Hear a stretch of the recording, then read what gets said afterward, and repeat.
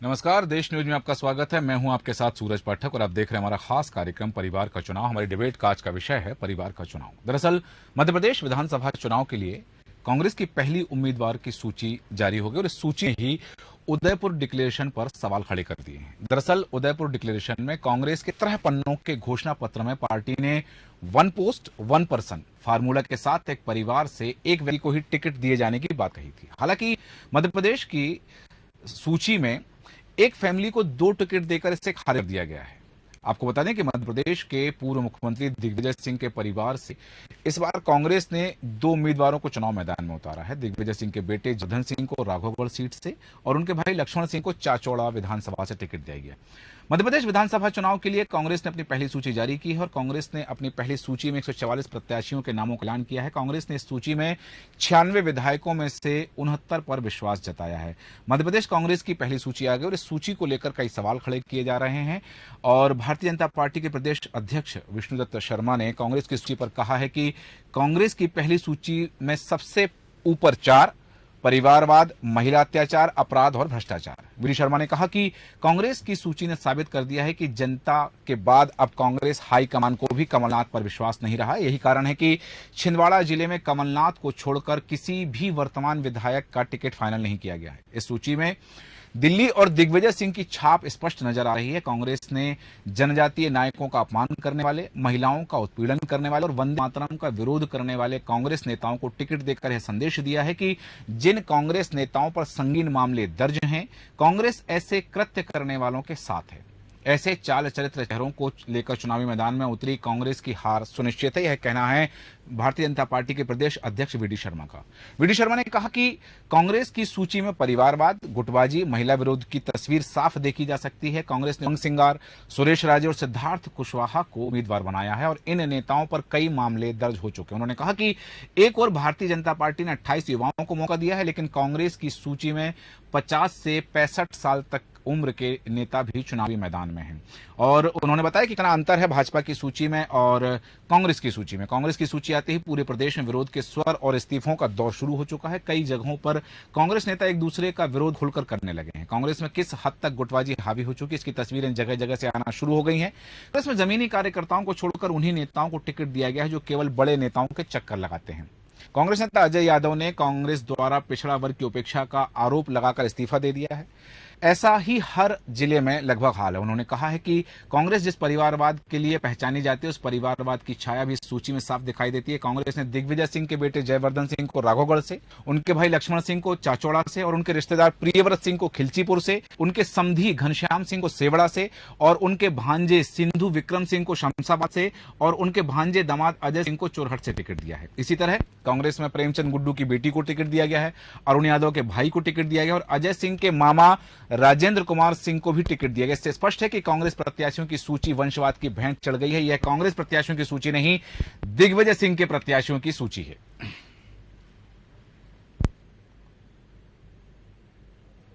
इसमें एक नहीं है, दिग्विजय सिंह का तो पूरा परिवार है ही। नेता प्रतिपक्ष गोविंद सिंह भी एक ही लड़ाई लड़ रहे थे, खुद को, उनके भांजे को और एक उनके रिश्तेदार को। और अलीराजपुर के अंदर तो गजब ही हो गया, जिनको टिकट मिली है देवर और भाभी, सारे रिश्तेदारों को कांग्रेस यहीं तक सिमट गई है। जब कांग्रेस के अंदर जो कार्यकर्ता है तो बेचारे आप देख रहे होंगे जब से सूची जारी हुई है क्या काम शुरू हुआ है, लोग कहने लग गए। तो इसलिए ये परिवारवाद की गारंटी जो प्रधानमंत्री जी ने कहा, ये मध्य प्रदेश के चुनाव में कांग्रेस ने साबित किया है।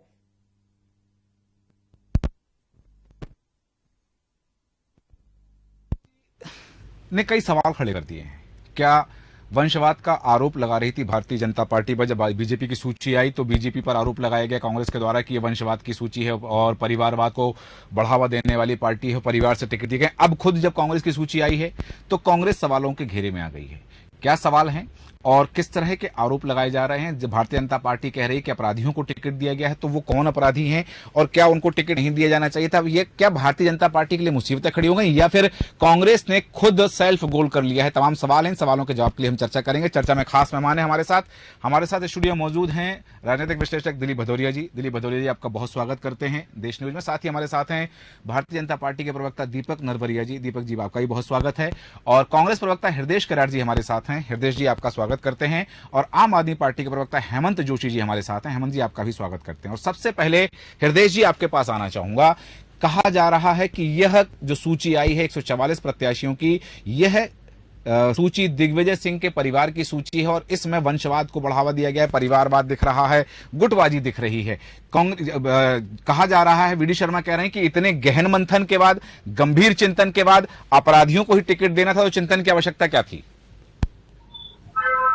निश्चित वीडी शर्मा जी के चेहरे के भाव देखिए, उनके चेहरे से साफ झलक रहा है कि घबराहट, चिंता और जो उनकी चेहरे के भाव है, जो दर्शा रहा है कि अब भारतीय जनता पार्टी के दिन ज्यादा दूर नहीं है कि चाहे कमलनाथ जी देखिए तरीके में इस वक्त कहा है कि सर्वे के आधार जीता हुआ कैंडिडेट उनको दिया जाए। जीता होगा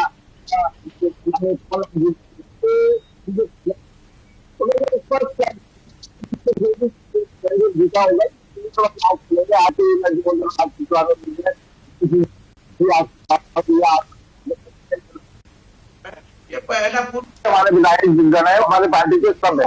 इनकी राज परिवार बातें खुद इनकी जो परिवार के सिद्ध आज जो बोल रहा है कि महिलाओं के अत्याचार नीति है, भी समझ चुकी है। नंबर 1 महिलाओं पर अत्याचार है, दलितों पर अत्याचार है और जो शर्मा जी साफ झुंझलाहट और घबराहट इनके चेहरे पर दिख रही है। ठीक है, ये झुंझलाहट है और ये हार की हताशा आप बता रहे हैं कि हार का डर है। दीपक जी, यहाँ हृदय जी का कहना है कि जो बात सामने, जो बयान सामने आ रहे हैं वो हार के डर के कारण सामने आ रहे हैं। हृदय जी जो है विषय से भटक चुके हैं और इसी प्रकार से कांग्रेस भी अपने मूल मुद्दे से भटक चुकी है। वो वहीं पहुंच गई वापस जहां वो थी, परिवारवाद की ओर। आप देखेंगे दिग्विजय सिंह ने पूरी तरीके से सफल हो गए हैं। उन्होंने अपने परिवार को पूरी तरीके से टिकट दिला दिया। अपने भाई को, लक्ष्मण सिंह जी को टिकट दिला दिया, अपने बेटे को, अपने भांजे को, अपने भतीजे को, अपने दामाद को, अपने सारे रिश्तेदारों को। पूरी सूची में आप देखेंगे लगभग रिश्तेदार की भेंट चढ़ गई है पूरी सूची कांग्रेस की। आप देखेंगे वही वंशवाद प्रेमचंद गुट्टू जी की बेटी रानी बोरासी वो मैदान में आ चुकी हैं। आप देखेंगे अपने अरुण यादव जी के भाई वो मैदान में हैं। डॉक्टर गोविंद सिंह जी के भांजे वो मैदान में हैं। उनकी समधन चंदा गौर वो मैदान में हैं। ढेरों नाम ऐसे जो आप देखेंगे, अगर इसमें 144 में आप देखेंगे कार्यकर्ता तो उसमें नजर ही नहीं आएंगे। पूरे के पूरे परिवारों को टिकट दे दिए गए हैं कांग्रेस के अंदर। मैंने पहले भी आपसे कहा था, ये कांग्रेस पार्टी परिवारवाद, जातिवाद और आतंकवाद के इर्द गिर्द घूमने वाली पार्टी है। इससे बाहर ये जा ही नहीं पाते हैं। कार्यकर्ताओं के बीच में लगातार भगदड़ बची हुई है। आप देखेंगे 2-3 दिन के अंदर इनके पास कार्यकर्ता आप देखेंगे नहीं। इन्होंने कहा था 4000 हमारे पास आवेदन आए थे, बायोडाटा आए थे टिकट के लिए। अब 4000 में से 230 को टिकट दे पाएंगे, बाकी तो सब बाहर चले जाएंगे, क्योंकि वो कार्यकर्ता तो है नहीं, वो तो नेता थे। तो अब भगदड़ मच चुकी है और आप देखेंगे जल्द से जल्द वो आपके सामने रिजल्ट सामने होगा। ठीक है, जिस तरह से कहा जा रहा है, दीपक जी कह रहे हैं कि अब कांग्रेस में भगदड़ मच जाएगी और इसके बाद में जो स्थितियां बनेंगी, क्योंकि वहां काम करने वाले लोग नहीं बचेंगे। वापस आऊंगा आपके पास में, लेकिन हेमंत जी आपके पास आना चाह रहा हूं एक सवाल की। एक तरफ कहा जा रहा है कि ये दिग्विजय सिंह के परिवार की सूची है, कांग्रेस ने 144, जैसा कि दीपक जी ने कहा कि कुछ कार्यकर्ता तो उसमें नजर नहीं आ रहे, सब परिवारवादी उसमें नजर आ रहा है। आम आदमी पार्टी की सूची अभी और आना बाकी है, उसमें क्या इस तरह की तस्वीर साफ होगी या फिर आम आदमी पार्टी सूची जारी करने के लिए किस तरह के नियमों का पालन करती है, या ये जो परिवारवाद का आरोप लग रहा है इस पर आम आदमी पार्टी का स्टैंड क्या है? देखिए, परिवारवाद तो दोनों पार्टियों में है और दोनों पार्टियां अपने अपने को टिकट देती है। वो यदि केपेबल आदमी है, यदि वो उसने संगठन के लिए काम किया है, पार्टी के लिए काम किया है, तो उसका हक बनता है कि उसको टिकट दिया जाए। दूसरा, यदि दूसरे दलों के लोग आते हैं आम आदमी पार्टी में, तो हम यदि वो हमारे फार्मूला 3C, मतलब प्रत्याशी जो है वो क्रिमिनल नहीं होना चाहिए, क्रिमिनल नहीं होना चाहिए, करप्ट नहीं होना चाहिए, यदि इस आइडिया को यदि वो मानता है, इस पैमाने पर वो आइडिया सफल होता है, तो हम दूसरे दलों के जो अच्छे समाजसेवी है, अच्छे नेता है, जन नेता है, उनका स्वागत करेंगे। जी, 3C का जो आपने एक लेयर बनाया है, केवल मध्य प्रदेश के लिए कि दिल्ली के लिए भी यही लेयर है?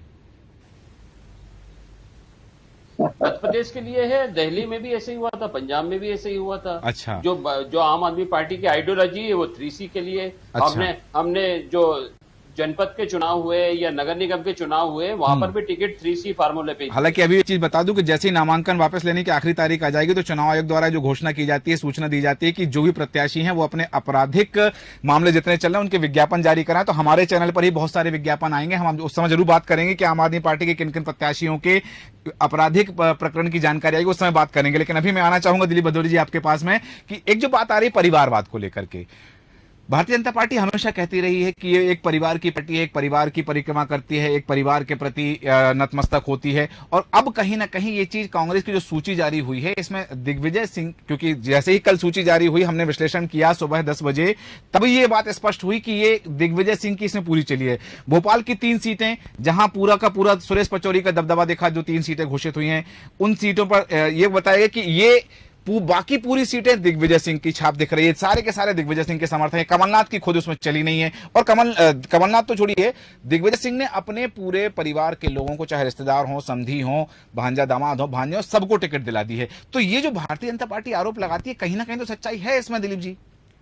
देखिए सूरज जी, मैं सबसे पहले तो एक ये बात कहना चाहूंगा, एक छोटी सी चुटकी लेना चाहूंगा जी, कि आपने ऐसा मुद्दा उठा दिया जी, आप आकाश विजयवर्गीय पे आपने प्रश्नवाचक चिन्ह लगवा दिया, आपने ये मुद्दा अभी उठा के जी, मतलब जो सिटिंग एमएलए है उस पर प्रश्न चिन्ह लगवा दिया आपने। हाँ। ये ऐसा मुद्दा है कि अब भाजपा भी समझेगी, संभलेगी, हाँ, कि ऐसा ना हो कि हमारे ऊपर भी वो आरोप लग जाए जी। रही बात इनकी दिग्विजय सिंह के परिवार की, हाँ, तो इनमें आपने चुरहट से जैसे राहुल सिंह को आपने जोड़ दिया, अजय भैया को जी, तो ये तो कहलाएंगे अर्जुन सिंह जी के सुपुत्र, हाँ, ठीक है ना, तो वो एक कट हो जाता है जी। और बाकी के जो परिवारवाद है, 3 उसमें सिटिंग एमएलए हैं, हाँ, है ना।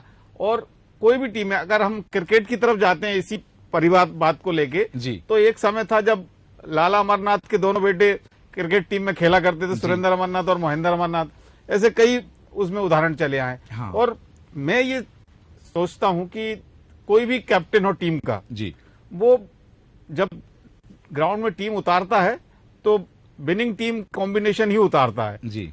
अब इसमें ये जो 1 पर्सन पोस्ट की जो बात है जी, हाँ, वो नियम तो ऐसा लगता है मुझे हिंदुस्तान की ये वो है जी, कि नियम बनते ही टूटने के लिए हैं। ठीक, इसमें कोई पार्टी विशेष के मैं किसी का नाम नहीं लेना चाहता, हाँ, लेकिन नियम हिंदुस्तान में कोई सा भी नियम बनता है जी, वो बनता ही टूटने के लिए है जी। कोई ऐसा नियम बना ही नहीं आज तक। अगर ऐसा नियम बना होता तो मैं एक्चुअल में मुझे ये तकलीफ ये होती है कि मैं पत्रकार हूं एक जी, और जो पत्रकार चौथा स्तंभ सारे राजनेता बोलते हैं कि ये चौथा स्तंभ है, लेकिन आज तक किसी नेता को, किसी मंत्री को ये फुर्सत नहीं मिली कि इतने सालों से कहते आ रहे हैं कि एक नोटिफिकेशन जारी कर दें, हाँ, उसको कार्रवाई में ले आए कि वास्तव में ये चौथा स्तंभ है, हाँ, वो नहीं करेंगे जी, वो बिल्कुल नहीं करते। तो ये तो नियम है। वो किसी को परिवारवाद पसंद आता है कि भाई चलो हमारे परिवार के लोग हैं, हाँ, अब उनके हिसाब से ये सोचना रहता है कि भाई मैं अगर बूढ़ा होता जा रहा हूं जी, तो ये मेरी आने वाली जो पीढ़ी है ये इनको राजनीति में उतार दिया जाए, और उतरे भी हैं। मतलब मैं किसी पार्टी विशेष या किसी नेता के बारे में नहीं बोलूंगा जी, कुछ नेता ऐसे भी हैं जो अच्छा काम कर रहे हैं। एक छोटा सा सवाल और आ रहा है मेरे मन में कि हमने 1993 के चुनाव के बारे में जो सुना था, क्योंकि उस समय तो हम शैशवावस्था में रहे हैं, बहुत ज्यादा राजनीति में सक्रिय नहीं रहे, लेकिन सुना है हमने कि एक बात चली कि जब कांग्रेस की सरकार बननी थी और कांग्रेस को स्पष्ट बहुमत की बात आई कि हाँ सरकार बनने वाली है, एक व्यक्ति आए दूसरी जगह से, सुभाष यादव जी का ही नाम लूंगा मैं, कि वो आए कि उनको मुख्यमंत्री पद की शपथ लेनी है उनको, लेकिन वहां विधायकों ने एक बात कर दी कि नहीं, सुभाष यादव ने दिग्विजय सिंह मुख्यमंत्री होंगे तो हम समर्थन देंगे।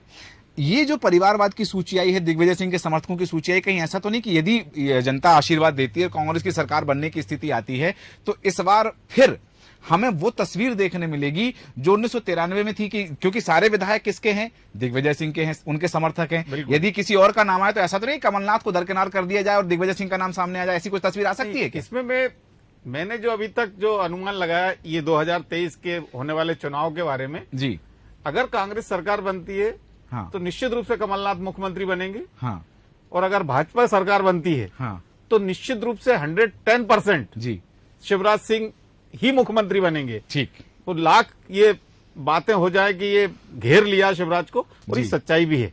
जी, वाकई में शिवराज सिंह चौहान को घेरा गया है, हाँ। खुद उन्हीं की पार्टी ने, नहीं तो 7 सांसद को उतारने की आवश्यकता नहीं थी। वो सातों के सातों मुख्यमंत्री चेहरे हैं वो, हाँ, और कसर नहीं रह गई, वो तो शिवपुरी से ज्योतिरादित्य सिंधिया को ना दे दें वो, ठीक। मतलब कहीं से भी, हाँ, हाँ, हाँ, तो वो ये तो एक तो उनकी परीक्षा हो जाएगी जी, सांसद लोगों की। हाँ। अगर आप हार गए जी, तो आपको सांसद का टिकट नहीं मिलना है। बिल्कुल, आप जीत गए, आपकी सरकार बनती है तो मंत्री आप बन नहीं सकते आप, हाँ। क्योंकि शिवराज सिंह चौहान के अंडर में आप सांसद रहे जी, आप, जी, तो आप जी, कैसे बिल्कुल, मंत्री बन जी, जाएंगे। बिल्कुल, और जो आप बात कर रहे थे 1993 की, जी। जब दिग्विजय सिंह जी पहली बार मुख्यमंत्री बने, जी, तो उस समय तो बिल्कुल मतलब ऐसा आश्चर्यचकित हुआ था, विचित्र किंतु सत्य, हाँ, कि जो पीसीसी में जो बैठक चल रही थी जी, उसमें लास्ट मोमेंट तक बिल्कुल मतलब उसमें उस समय के भारी दिग्गज लोग थे हाँ। बैठे हुए, जी, जी, जी, कि मतलब हाई कमान से बिल्कुल सुभाष यादव आ ही गए थे, हाँ, लेकिन जब सुभाष यादव यहाँ आए हाँ, तो पता चला कि दिग्विजय सिंह को जी, मुख्यमंत्री बिल्कुल। बनाया जा रहा है। जी, उसका कारण ये है कि कांग्रेस पार्टी में जी। आज की डेट में दिग्विजय सिंह से बड़ा कोई नेता नहीं है। ठीक है, तो बिल्कुल, मतलब जो चाणक्य कहते हैं लोग वास्तव में, हाँ। वो चाणक्य है। ठीक, बिल्कुल, और उनकी कई सारे उदाहरण हमने देखे भी हैं। हाँ, हाँ, और भाजपा के खिलाफ अगर बोलने वाला कोई एक कांग्रेस में एक नेता है तो वो दिग्विजय सिंह है। जी, बिल्कुल, जो भी बोलना है खुल हाँ। के बोलना है, जी। चाहे आपको सनातन के बारे में बोलता है, और ज्ञानी व्यक्ति भी है, जी, वो पूरी सोची समझी बात बोलते हैं और तथ्यात्मक बात करते हैं, जिसका उनके पास पूरा तथ्य रहता है, सामने रहता है, वो बात करते हैं, वो हवाई फायर नहीं ठीक, करते। बिल्कुल भी। जैसे कि आपने अगर कहा दिग्विजय सिंह जो हैं ज्ञानी व्यक्ति हैं और वो बात करते हैं और भारतीय जनता पार्टी के खिलाफ मुखर होकर बात करते हैं। लेकिन हृदय जी, मैं आपसे जानना चाहता हूं कि यदि सरकार बनने की स्थिति आती है तो कमलनाथ मुख्यमंत्री होंगे या दिग्विजय सिंह? क्योंकि ज्यादातर यदि विधायक जीत कर आते हैं, यदि वो स्थिति बनती, जनता आशीर्वाद देती है, तो ज्यादातर विधायक तो दिग्विजय सिंह के होंगे। देखिए, स्पष्ट नीति है हमारे यहाँ पहले डे बनते ही कमलनाथ जी हमारे मुख्य जी। थे और रहेंगे। हाँ, ये हमारी कांग्रेस की पॉलिसी है, सारे लोगों का एक मत, सारा हाईकमान से लेके स्टेट सभी यही कहना है हमारी स्पष्ट नीति, क्योंकि हमारा व्यक्तित्व है जो मध्य प्रदेश के अंदर नहीं, ऑल ओवर अपने इंडिया में आपने देखो जिन पदों पर रहे हैं उनने हमेशा घोषणा नहीं की, काम की है। उनकी घोषणा स्पष्ट नीति देती है। और आपको याद होगा कि आपने 144 सीट देखी होगी, हाँ। उसमें हमने सभी वर्गों का प्रतिनिधित्व दिया है। हाँ, युवा चेहरे भी हैं, महिलाएं भी हैं, 19 महिलाओं को दिया है हमने, 22 शेड्यूल कास्ट के लोगों को दिया है, हाँ। 39 ओबीसी को दिया है और 47 जनरल को दिया है। हृदय तो जी, आपको मतलब इसी के हृदय जी, एक जी, छोटा सा बता रहा हूं मैं सवाल, आपको एक ये बात छोटा सा तो- सवाल, जी। एक छोटा सवाल है मेरा कि छिंदवाड़ा जिले की बाकी सीटों पर जो सिटिंग एमएलए हैं उनके टिकट फाइनल नहीं हुए, वो होल्ड पर रख दिए हैं, कोई कारण है क्या उसका? आज है ना, जो कमलनाथ जी की आपने प्रेस कॉन्फ्रेंस में सुना होगा कि जी। जल्दी उनको टिकटों की घोषणा कर दी जाएगी। हाँ। एक्चुअली क्या है, ये सभी लोगों को सामंजस्य बना के, और वो कमलनाथ जी एक एक चीज को लेकर के जिस ढंग से भारतीय जनता पार्टी में भगदड़ मची है, जो घबराहट है, जिस ढंग से उन्होंने अपने सांसदों को, केंद्रीय मंत्री को लिया है, उनके हाँ। पास अब खोने को वो मतलब खोना ही खोना है, उनको पाना कुछ भी नहीं है। अच्छा। और उनके आज आपने एक वीडियो भी देखा होगा कैलाश जी का, जो उस वक्त कह रहे हैं कि बूथ पे जिताओगे तो 51,000 रुपए देंगे। तो इससे क्या समझ में आता है? जी। भारतीय जनता पार्टी खरीद फरोख्त की सरकार है। हाँ। खरीद फरोख्त की विधन जो 2018 की सरकार गिराई थी, अब पब्लिक समझ चुकी है। 2023 में माननीय कमलनाथ जी के नेतृत्व में सरकार बन रही है। ठीक और है। परिवारवाद बीजेपी के अंदर है। हमारे जो विधायक है वो पूरे सेटिंग विधायक है और वो हमेशा लड़ते हुए आ रहे हैं। आज हमारे पार्टी में कोई परिवारवाद नहीं है। हमें जिताऊ और टिकाऊ लोग चाहिए। ठीक है, जिताओ टिकाऊ आपको चाहिए। और आपने कहा कि हड़बड़ाहट और परिवारवाद जो है वो भारतीय जनता पार्टी में। दीपक जी, ये जो बात कही जा रही है कि केंद्रीय मंत्रियों को उतारा ही इसलिए गया है क्योंकि अब आपको खोना ही है और आपका प्रत्याशी नहीं थे, और सांसदों को भी इसलिए उतारा है क्योंकि वहां से आप हर हालत में जीतना चाह रहे थे, लेकिन वहां पर अभी स्थिति ठीक ठाक नहीं हो सकती है, ये कहा जा रहा है कांग्रेस को। हृदय जी ने जो कहा है उसका आशय है कि आपके पास प्रत्याशी नहीं थे इसलिए केंद्रीय मंत्रियों को उतारा गया, सांसदों को उतारा गया। भारतीय जनता पार्टी का हर एक कार्यकर्ता नेता होता हो, नेता ही कार्यकर्ता हो, ये चीज बहुत स्पष्ट है, क्योंकि भारतीय जनता पार्टी एक कैडर बेस्ड, एक विचार आधारित पार्टी है। सर्वप्रथम तो ये बात है, ये जानकारी हृदय जी को होना चाहिए। और दूसरी बात ये जो सूची इन्होंने, मैंने बीच में नहीं बोला हृदय जी, मैंने बीच में नहीं बोला, हृदय जी मैंने आपको बीच में नहीं टोका है, आप मेरी बात पूरी ध्यान से सुनिए। हृदय जी बीच में बोलने से कुछ होने वाला नहीं है। हृदय जी बीच में बोलने से कुछ नहीं होना, आप ये समझ लीजिए। आपको ये सूची, एक परिवार की सूची जारी कर दी आपने, उसके बाद आप उनका पक्ष ले रहे हैं। आपके वो कार्यकर्ता बगावत के सुर पर उतर आ चुके हैं। आज उनके बीच में एक भावना है कि ये जो है पहले से लगातार जो है परिवार को ही टिकट देते थे, उनकी पूरी मेहनत पर पानी फिर गया है। अब देखिए वो ही कांग्रेस के कार्यकर्ता मजा चखाने के लिए तैयार होने वाले हैं, वो आपके विरोध में आने वाले हैं पूरे मध्य प्रदेश में। वो डर आपको सताने लगा है। आप देखिए, जहां भी दिग्विजय सिंह जी के परिवार लगभग 30 से अधिक सीटों पर उनके परिवार के लोगों को टिकट मिले हैं, वो सारी की सारी सीटें साफ होने वाली हैं। कहीं से कहीं तक कांग्रेस नजर नहीं आ रही है। दिग्विजय सिंह जी लगातार यही प्रयास कर रहे हैं कि कैसे ही वो तो कमलनाथ जी, मुझे लगता है कमलनाथ जी उनके आगे समझदारी में कहीं फीके पड़ जाते हैं, उनकी बुद्धि उनसे कम है। आप भी जैसा बता रहे थे कि बहुत चाणक्य है दिग्विजय सिंह जी, इसलिए कमलनाथ जी उनकी चाल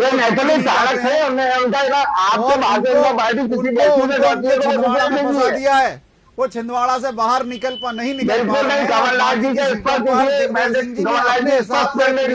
वितरण कर दिए और इसका परिणाम ये होगा, आप देखेंगे कि मध्य प्रदेश में पुनः भारतीय जनता पार्टी की सरकार बनने वाली है।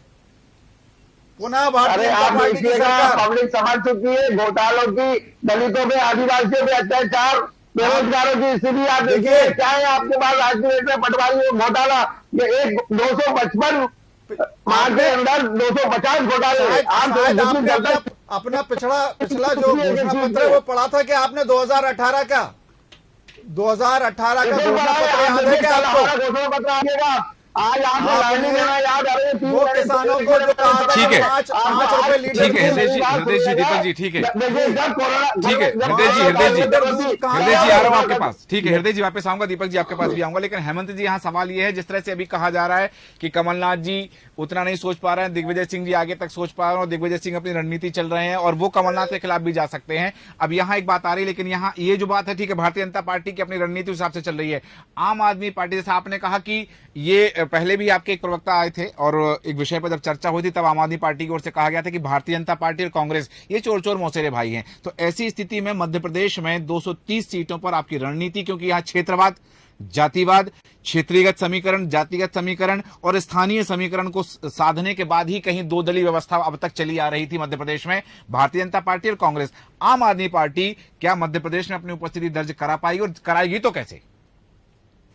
देखिए, हम 100% 230 विधानसभा पर चुनाव लड़ेंगे। हमारे प्रत्याशी मिलेंगे, ईमानदार प्रत्याशी मिलेंगे, जो कम्युनल नहीं होगा वो मिलेंगे, जो करप्ट होगा वो नहीं मिलेगा, जो क्रिमिनल होगा वो नहीं मिलेगा।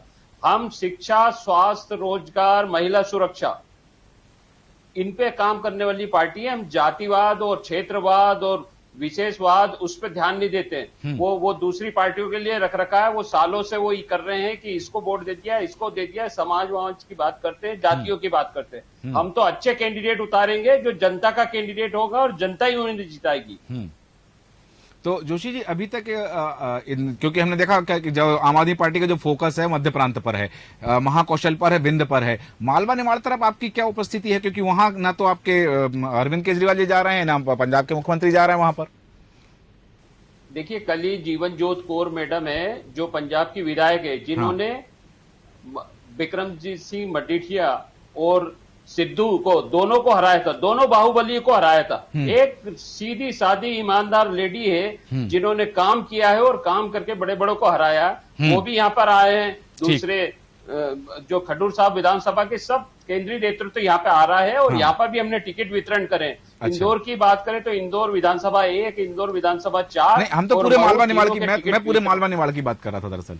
हाँ, पूरे मालवा निमाड़ से टिकट हमने करे हैं और करीबन 20 टिकट इस एरिया के हैं, तो और पूरे 230 विधानसभा पर लड़ेंगे। ठीक है, तो 230 विधानसभा पर लड़कर के कांग्रेस की टिकट काटने की फिराक है आम आदमी पार्टी की या बीजेपी की? नहीं, देखिए जनता जिताएगी। हमने एमसीडी में बीजेपी को भी हराया है जी, और हमने विधानसभा में कांग्रेस को भी हराया। ठीक है। इन दोनों पार्टियों ने, एक ने 18 साल में कुछ नहीं किया, एक ने 18 महीने में कुछ नहीं किया। दोनों की नीतियों से जनता त्रस्त है और जनता इस बार आम आदमी पार्टी को साथ देगी, क्योंकि जो मूलभूत मुद्दों पे काम करती है। जी, हम भ्रष्टाचार वाली बात नहीं करते हैं। या मध्य प्रदेश को भ्रष्टाचार का गढ़ बना दिया है बीजेपी ने। अच्छा। और अब पूरी प्रदेश परेशान है इनसे, और प्रदेश इस बार इनको विदाई करेगा। ठीक है, 18 महीने और 18 साल। दिलीप भदौरिया जी, आपके पास आ रहा हूं। 18 महीने की उपलब्धियां, 18 साल की उपलब्धियां, 18 महीने की नाकामी और 18 साल की एंटी इनकम्बेंसी, इनको लेकर के अंतिम प्रतिक्रिया आपकी। देखिए सूरज जी, जी एक तो मैं पिछले जब मैं बोल रहा था जी, तो सब मेरी बात एक अधूरी रह गई थी। मेरा अनुमान है जी, है ना? जी। उसको मतलब ऐसा नहीं कि मैं बिल्कुल स्टाम्प पेपर पर लिख के दे रहा हूँ, ऐसा मेरा अनुमान है जी, कि अगर कांग्रेस सरकार बनती है हाँ, तो कमलनाथ मुख्यमंत्री होंगे, लेकिन हाँ, आने वाले लोकसभा चुनाव तक जी, वो मुख्यमंत्री रहेंगे। हाँ, उसके बाद कांग्रेस का मुख्यमंत्री चेंज होगा। ठीक है ये मेरा अनुमान है जी, बिल्कुल। अब रही बात 18 साल और 18 महीने की, जी, तो मुझे ये जस्टिफाई नहीं लग रहा हाँ, कि 18 महीने की तुलना आप 18 साल से करें। जी, बिल्कुल भी कहीं से भी जस्टिफाई नहीं हो पा रहा ये, हाँ, क्योंकि 18 महीने मतलब किसी भी सरकार को 18 महीने तो यूं निकलते हैं। हाँ, और रही बात उनकी कि वो 10 दिन में हम ऐसा कर देंगे, नहीं तो मुख्यमंत्री चेंज कर देंगे, जी। तमाम प्रकार की बातें जो राहुल गांधी भोपाल जी। में करके गए थे, जी, जी, जी, तो ये थोड़ा सा उतावलापन दिखता है उसमें उनका, जी, कि ऐसी बातें राजनीति में नहीं की जा सकती, क्योंकि संभव ही नहीं होता भाई। जी, हाँ, फिर भी उस सरकार ने जो भी कुछ किया वो सबके सामने था, जी, और उसमें जी, आ रहा ऐसा हूं, दीपक जी, आ रहा मुझे हूं, नहीं जी। लगता कि इसमें कोई तुलना की जाए जी। कि 18 साल और 18 महीने। जी, 18 साल निश्चित रूप से बहुत बड़ा समय रहता है, हाँ, और उस समय जब 18 साल कोई सरकार काम करती है तो काफी सारी गलतियां भी होती हैं, बराबर, क्योंकि 18 साल का जो वो रहता ना, एक आभा मंडल रहता है, जी, और उसका जी। जो गुरूर जैसा रहता है, कई लोग मैंने देखे हैं ना, हाँ, हाँ, भाजपा सरकार में भी देखे हैं, तो ये मेरे मित्र बैठे हुए हैं, ये भी इस बात को मनी मन तो स्वीकारेंगे कि घमंड जो है ना व्यक्ति पे जल्दी हावी हो जाता है। हाँ, मानवीय गुण कोई है भी वो। हो, कोई जी भी हाँ, व्यक्ति जी हो, हाँ, मैं ये नहीं कह रहा कि भाजपा में 18 हाँ, साल हाँ, शासन किया इसलिए उनमें घमंड आ गया, जी। या वो 18 महीने में भी, 18 महीने की सरकार जो थी, हाँ। उसमें भी कई लोगों को घमंड आ गया था, जी, उसमें भी कई लोग नीचे जमीन पे नहीं देख रहे थे, हाँ, तो वो पब्लिक देखती है। वो आज ठीक है। की पब्लिक बहुत ही ज्यादा, इतनी ज्यादा इस चुनाव में आपको देखने को मिलेगा सूरज जी, इतनी जनता इतनी समझदार हो गई है, सब देख रही है, हाँ। शांति से देख रही है। जी। कोई जनता का ये नहीं मत दे सकता हाँ, कि बिल्कुल, किसको देगा ये आपने वोट। सही कहा कि मतदाता इस बार मौन है। मौन है जी, बिल्कुल। और ये बहुत बड़ा विस्फोट करने वाला है ये जी, मतदाता, बिल्कुल, बिल्कुल, आज का मतदाता। जी, बिल्कुल सही कहा आपने। दीपक जी, चूंकि समय हो चुका है, बहुत कम शब्दों में अपनी बात रखें। देखिए, मैं बताऊं 2018 के चुनाव में आप देखें, भारतीय जनता पार्टी को कांग्रेस से अधिक वोट मिले थे, लगभग हाँ। 47,000 अधिक वोट मिले ज्यादा थे। वोट मिले थे, हाँ, लेकिन कहीं 1000-2000 के, कोई 100-50 वोट से ऐसे भारतीय जनता पार्टी के उम्मीदवार हारे थे। हाँ, और लेकिन उसमें भी कोई बहुमत कांग्रेस को हासिल नहीं हुआ था। हाँ, बहुमत सिद्ध किया था उन्होंने जाकर के, बिल्कुल। शिवराज जी ने उनकी सीटें ज्यादा थी, इसलिए उनको पहले मौका दिया था और ठीक है। उन्होंने अपनी सरकार बनाई। ठीक है, अब है स्थिति ना? क्या है? दूसरी जी, बात मैं आपको जी। ये स्पष्ट करना चाह रहा जी। हूं कि लेकिन जब मौका दिया भारतीय जनता पार्टी ने इनको सरकार चलाने का, हाँ। लेकिन ये खुद अपनी सरकार नहीं चला पाए। ठीक है, ये इनके ही दल के लोग इनसे छिटक कर बाहर चले गए, ठीक है, और उन्होंने अपना इस्तीफा दिया, चलिए, विधायक ठीक है। पद से, मंत्री पद से इस्तीफा दिया और चुनाव लड़े। ठीक है, वही विधायक जो 100 वोट से 1000 वोट से जीते थे, वो 50 हजार वोट से जीते भारतीय ठीक जनता है। पार्टी के बैनर तले। ठीक है, ठीक है। तो ये अंतर है। ठीक है भारतीय दीपक जी, इस जनता पर हम पार्टी फिर में चर्चा और करेंगे कि कांग्रेस में। 2020 के उपचुनाव में क्या कुछ हुआ था, पुनः चर्चा करेंगे, क्योंकि समय की सीमा है। सवाल बहुत सारे हैं जिनके जवाब के लिए चर्चा की जा सकती है कि परिवारवाद को लेकर के, लेकिन यहाँ चूंकि समय अनुमति नहीं देते, इसलिए चर्चा को विराम देंगे। दिलीप भदौरिया जी, दीपक नरवरिया जी, हृदय केरार जी, हेमंत जोशी जी, आप सभी का धन्यवाद चर्चा में शामिल होने के लिए। और कहा जा रहा है कि वंशवाद की भेंट चढ़ गई है कांग्रेस प्रत्याशियों की सूची, और कांग्रेस ने ये आरोपियों को टिकट दिया है, ये वीडी शर्मा कह रहे हैं, और साथ ही उदयपुर डिक्लेरेशन पर सवाल खड़े किए हैं कांग्रेस की सूची ने, और कहा जा रहा है कि उदयपुर डिक्लेरेशन में 1 पोस्ट 1 पर्सन का फार्मूला जो लागू किया गया था, 17 पेज का जो घोषणा पत्र जारी किया गया था वो फेल कर दिया गया और एक ही परिवार के कई व्यक्तियों को टिकट दिया गया और चाचा भतीजे से लेकर देवर भाभी तक कांग्रेस की टिकट में नाम सामने है। देखना है कि परिवारवाद और वंशवाद का आरोप लगता है तो उसका काट क्या होता है कांग्रेस के पास और कैसे होगा इस चुनाव में इन प्रत्याशियों का आमना सामना। हमारे आज के खास कार्यक्रम में इतना ही। आप बने रहें देश न्यूज के साथ। नमस्कार।